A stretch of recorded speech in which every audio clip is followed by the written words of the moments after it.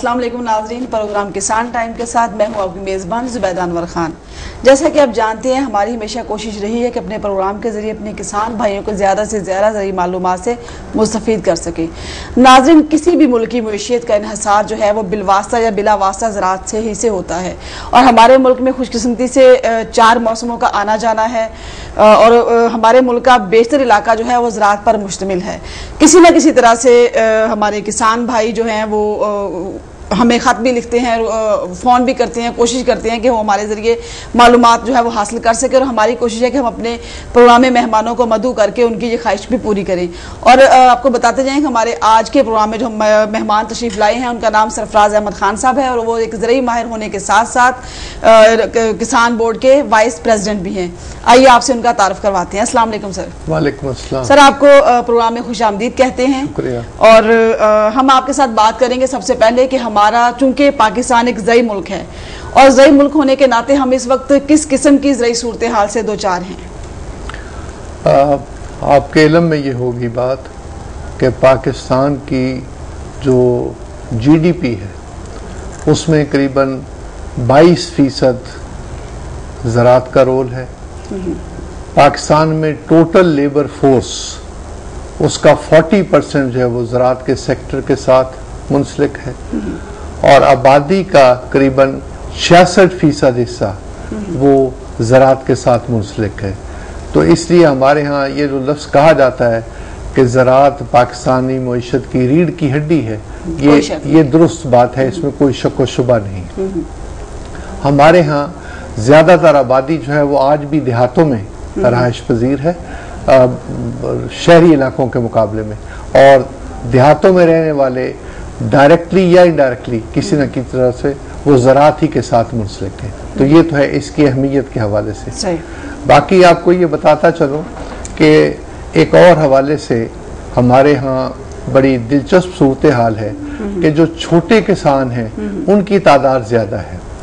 5 एकड़ तक के जो मालकान हैं ज़मीन के वो 58% हैं, और 5 एकड़ से लेकर 12.5 एकड़ तक के जो मालकान हैं वो 28% हैं, यानी 86%, 86% जो किसान हैं वो 12.5 एकड़ तक के मालिक हैं।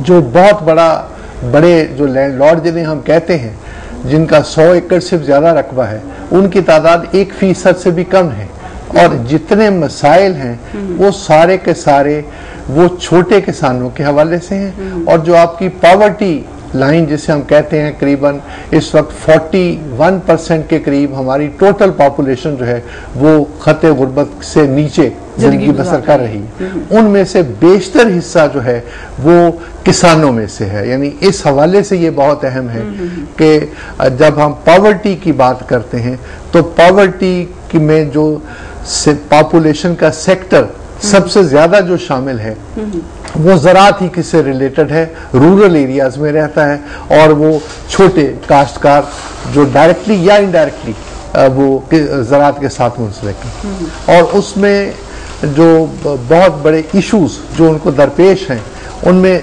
सबसे अहम मसला ये है कि फी एकड़ औसत पैदावार कम है। हमारी अगर हम हमसाया ममालिक के साथ कोई मुआवजा करें तो हमारी करीबन 40% फी एकड़ औसत पैदावार कम है उनके मुकाबले में। उसकी वजूहात, उसमें नंबर 1 सबसे पहले अवेयरनेस की कमी, नंबर 2 जो लेटेस्ट बीज हैं हाई क्वालिटी सीड्स उनका कम इस्तेमाल, नंबर 3 आपके जो ज़रई मदाखलात हैं, एग्रीकल्चर इनपुट्स जिसमें आपकी फर्टिलाइज़र है, ट्रैक्टर्स हैं, पेस्टिसाइड्स हैं, वीडिसाइड्स हैं वगैरह, डीजल है, इन चीज़ों की हाई प्राइसेस, इन चीज़ों की कीमतें ज़्यादा होने की वजह से उनका उसी तनासब से उनका इस्तेमाल कम होता है। किसी हद तक इसमें खादों का ब्लैक मार्केट होना भी शामिल है। यकीनन।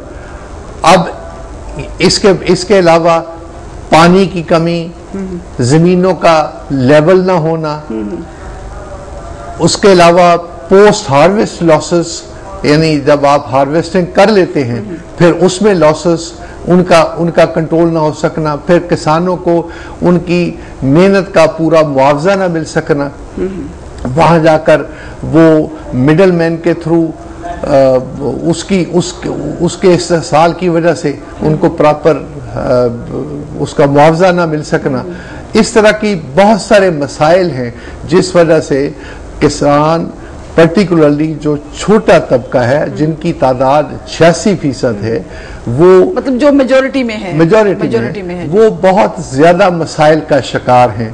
और उस वजह से हमारा जो जीडीपी का ग्रोथ है उस ग्रोथ में भी उतना हिस्सा जितना कि ये सेक्टर दे सकता है वो नहीं आ रहा। और एक और बड़ी अहम बात है, अगर आप कंपैरिजन करें तो पाकिस्तान बनने से लेकर अब तक ये वाहिद सेक्टर है जिसमें सबसे कम इन्वेस्टमेंट हुई है। यानी आपकी मैन्युफैक्चरिंग सेक्टर में हालांकि एक चूंकि ज़राई मुल्क होने के हवाले से और ज्यादा आबादी का जो है वो कंट्रीब्यूशन ही ज़राअत के ऊपर है, ज्यादा इसके ऊपर इन्वेस्टमेंट होनी चाहिए थी, लेकिन उस तरह से है नहीं। यानी उतनी इन्वेस्टमेंट इधर नहीं आई, उसका नतीजा यह है कि उतनी मैकेनाइजेशन नहीं हो सकी, उतनी आप जो टेक्नोलॉजी थी वो इस्तेमाल नहीं कर सके। जो बड़े फार्मर्स हैं उन्होंने तो कर लिया, वो अफोर्ड कर सकते हैं, लेकिन जहां तक छोटे काश्तकारों का ताल्लुक है, और ये मैं जिस हवाले से बात कर रहा हूं, मैं रिपीट कर रहा हूं अपनी बात को, वो जो है हम पॉवर्टी को एड्रेस करना चाहते हैं।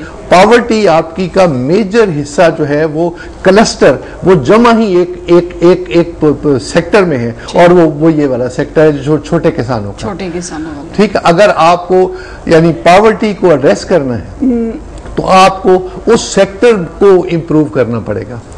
वही सेक्टर है जहां तक फिर ऑटोमेटिकली तालीम की कमी है, सड़कें नहीं हैं, टूटी हुई हैं, मेडिकल फैसिलिटीज की कमी है, ये सारी जो जितने भी फिर मसाइल हैं उससे रिलेटेड फिर क्राइम है, उससे रिलेटेड फिर नशे का इस्तेमाल है, ये तमाम चीजें उसकी पैदावार है।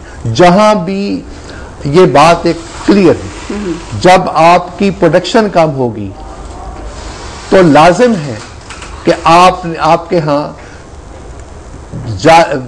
यानी ये जो हम कहते हैं करेंसी का भरमार होना, करेंसी का ज्यादा हो जाना, अफरातेज़र इन्फ्लेशन, वहां इन्फ्लेशन आएगी। जहां इन्फ्लेशन आएगी वहां एक तरफ कीमतें बढ़ेगी और दूसरी तरफ वहां पर अनएम्प्लॉयमेंट आएगी। जहां अनएम्प्लॉयमेंट होगी वहां क्राइम आएगा। ये सारी चीजें आपस में इंटरलिंक्ड हैं। तो मैं कहना ये चाह रहा हूं कि ये वो सेक्टर है जो शुरू से इग्नोर हुआ है और आज तक इग्नोर्ड है। हालांकि ये वो है जिसके नतीजे से आप इसको मोटिव पावर कह लें, आप मुआशी तरक्की का, अगर मुल्क की मुआशी तरक्की होनी है और अगर खुशहाली आनी है तो ये सेक्टर है जहां से आपको शुरू करनी है। बिल्कुल। और इस वक्त जितना भी सहारा दिया हुआ है ना अगर मुल्क की मईशत को, वो ज़राअत के सेक्टर से ही दिया हुआ है, ज़राअत से ही दिया हुआ है। तो ये है। आप क्या समझते हैं कि क्या कभी जितने भी आपने इस वक्त मसाइल पॉइंट आउट किए हैं, क्या आप क्या समझते हैं कि कभी हुकूमत ने कभी संजीदगी से इन मामलों पे गौर किया, या कभी किसानों के मसाइल को हल करने के लिए कोई ऐसा प्लेटफॉर्म कोई मुहैया किया कि वहाँ के ऊपर आके किसान अपने मसाइल बता सके और हुकूमत उनके बाकायदा हल निकाल के उनको बताए कि ऐसे नहीं, ऐसे करना चाहिए? हुक्म यह है कि बात अदल से की जाए, और अदल की बात यह है, चूंकि ये कोई ब्लेम गेम नहीं, ये कोई जरूरत नहीं दूसरी बातें करने की। अदल की बात ये कि आज भी अदादो शुमार सारे मौजूद हैं।